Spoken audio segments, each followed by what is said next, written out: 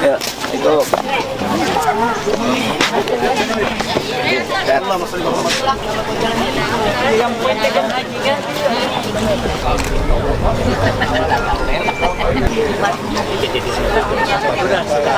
Para tamu yang masih berdiri,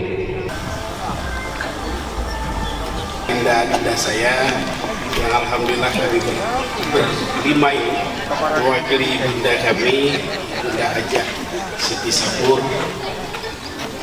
Tentu kami mengucapkan banyak ribuan terima kasih kepada Bapak Ibu saudara sekalian.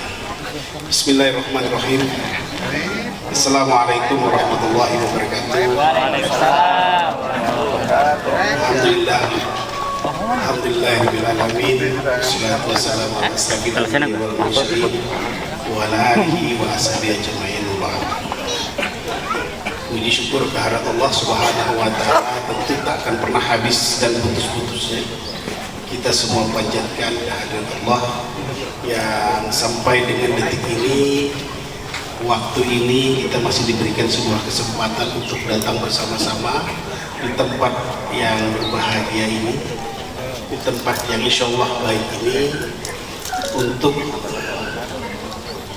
meletakkan batu pertama yang insya Allah nanti akan berdiri sebuah bangunan Masjid Al-Hafiz di tempat ini, di mana ini menjawab pertanyaan-pertanyaan yang beberapa waktu lalu memang agak kekurangan masjid di daerah sini. Itu saya ingat bapak saya cerita, saya bilang, Pak, kenapa saya bukan Abdul Ripai? Kenapa Ahmad Ripai? Ripai katanya bukan Asmaul Husna. Yang boleh melekat Abdul itu Abdul Majid, Abdul Rahim, Abdul Rahman, Abdul Muta, Abdul itu semuanya melekat 99 nama-nama Allah. Ripai ternyata tidak masuk. Jadi Ahmad, tapi banyak orang salam Abdul Ripai. Aduh, kemarin acara apa Bupati yang terhormat Bapak Abdul Ripai? Salah orang membaca. Yang kedua, saya mohon maaf ini, acara ini sebenarnya kita set sesederhana mungkin. Dan ini saya perlu meluruskan ini. Kebetulan ada apa? Saya ini Peri bahagia.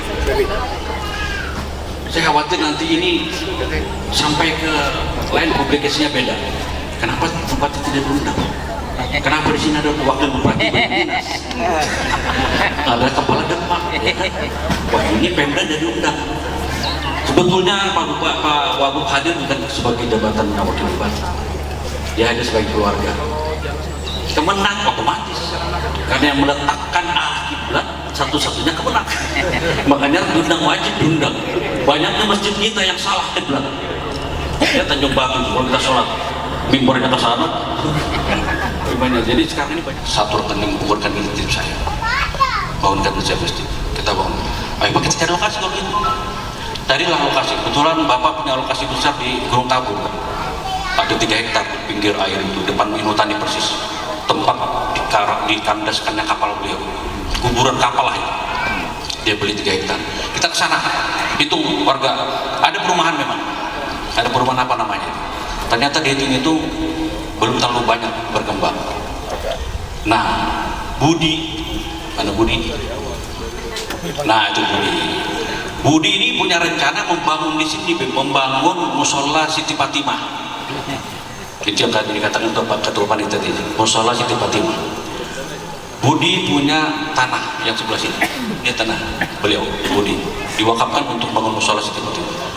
Berapa tahun? Nggak jalan-jalan. Sampai tumbuh rumput Siti Fatimah. Karena spanduknya itu sudah hilang Siti Fatimah. Rumput yang naik. Akhirnya orang tua saya bawa sini. Budi ikut sini. Nah, ternyata kebetulan Pak RT-nya ini sahabat Bapak Patri, ini sahabat orang Pindrang. Jadi sahabat Pak RT, Pak Haji sini aja sudah. Ini banyak ini banyak, pulau banyak. Akhirnya beliau tertarik di sini. Sudah di sini aja kita coba bangun masjid. Cuma katanya Pak RT kurang, hanya situ di sini aja. Batas tanah beli. Akhirnya kita beli, kita lebari lagi. Alhamdulillah yang punya tanah ini mau jual. Kita lebari ukuran masjid, karena tadinya musola wajar kalau kecil, kita masjid lebih lebar. Nah nanti bangunan ini bangunan induk di sini. Ini ada jalan masuk. Jalan masuk ke sini ada parkiran. Itu akan kita, insya Allah kita siring.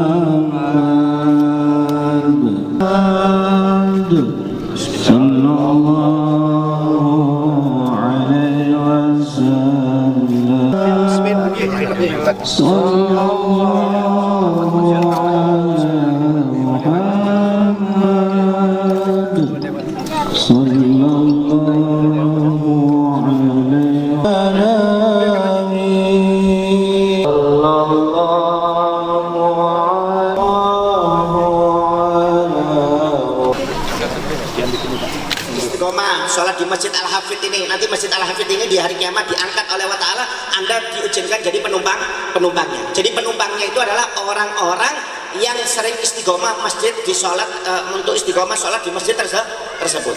Kemudian yang jadi juru arah atau juru batu, kata orang kalau kapal itu kan ada juru arah, juru batu, itu muadzinnya. Muadzinnya itu akan diizinkan oleh Allah Ta'ala menjadi juru batu, juru arah sampai menuju ke surganya Allah Ta'ala.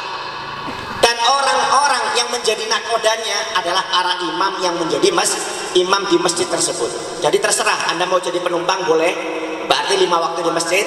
Mau jadi juru batu boleh, rebutan jadi muadzin, ya, atau jadi nakodanya nanti, yaitu jadi imamnya, berebut dengan imam yang lainnya. Silahkan, Anda tinggal pilih. Intinya orang yang istiqomah di masjid, maka nanti di hari kiamat dapat naungan Allah Ta'ala. Makanya kata Nabi Muhammad ada 7 naungan. Nanti di hari kiamat tidak ada naungan kecuali naungan Allah Ta'ala. Salah satunya adalah rajulun qalbuhu mu'allaqun bil masajid, yaitu seseorang yang hatinya terikat dengan masjid. Terikat di sini, Pak, setiap saatnya itu tidak lepas pernah ke masjid, selalu ke masjid. Ya, terikat di sini bukan seperti saya sebutkan tadi tidur atau numpang ke WC, bukan. Ya, apalagi berani mencuri celengannya masjid, amplinya masjid dirampok, karpetnya masjid dirampok, bukan ini. Yaitu orang yang terikat beribadah di dalam masjid. Nanti di hari kiamat akan mendapat naungan Allah Ta'ala. Bayangkan Pak Bu, naungan matahari nanti di hari kiamat kata Nabi Muhammad sejengkal kepala. Kita aja matahari jaraknya 300 juta mil. 300 juta mil itu aja pun nggak tahan panasnya, apalagi di padang mahsyar matahari sejengkal kepala. Tidak ada naungan kecuali orang yang hobi ke masjid, kata Nabi Muhammad SAW. Bayangkan kalau ada orang yang membangun masjid, subhanallah. Jadi penumpang, jadi orang yang istiqomah ke masjid aja bisa selamat, apalagi kalau dia bangun masjid. Makanya saya mengatakan seandainya ini di handle 2 orang aja, Pak Haji Gamales sama Haji Rifai, cukup jadi ini masjid. 2 orang handle ini sudah cukup. Cuma jangan dia handle 2 orang, yang lainnya juga ingin kebahagiaan. Ya, kalau untuk kebaikan itu bersama-sama, ya, bersama-sama, jangan sendirian. Dibagi yang lainnya, ada yang nyumbang semen, ada yang nyumbang pasir, ada yang nyumbang tenaga, ada yang nyumbang doa sesuai kemampuan masing-masing. Sesuai kemampuan masing-masing. Ya. Karena apa yang kita hibahkan untuk di jalan Allah Ta'ala itu nggak bakal rugi. Seperti yang disebutkan tadi oleh Bapak Ahmad Rifai, bukan Abdul Rifai ya, Bapak Ahmad Rifai. Ya. Orang yang mengeluarkan uang di jalan Allah Ta'ala itu insya Allah rezekinya kembali, nggak usah khawatir. Ya. Idza tasaddaqa rajulun bi shadaqatin taqulu bi lisani haliha salasa kalimat. Sedekah itu Pak yang kita keluarkan, ketika kita keluarkan sedekah itu langsung ngomong dengan 3 kalimat, cuma kita nggak dengar. Ya, umpama saya nggak bawa uang Bang, oh ada uang. Umpamanya saya nyumbang, masukkan ke celengan masjid, atau nyumbang untuk pembangunan masjid, atau ngasih fukara al masakin, ini uang saya, ini langsung ngomong dengan 3 kalimat. Cuma kita nggak dengar. Yang pertama dia mengatakan kuntu golilan fasirtu kasiron, dulu aku sedikit, sekarang aku menjadi banyak. Kata sedekah uang tersebut, kata Nabi Muhammad, minimal orang yang sedekah itu kembalinya 10 kali lipat. Kalau anda sedekah 100.000, minimal kembalinya 1 juta. Tapi kalau dalam Al-Quran enggak Pak, minimal 700 kali lipat. Kalau anda nyumbang 100.000, minimal kembalinya 70 juta. Itu dalam Al-Quran, bahkan bisa lebih. Artinya apa? Orang yang sedekah itu nggak mungkin bangkrut. Orang yang sedekah dermawan itu hartanya bertambah dan bertambah, kata Nabi Muhammad SAW.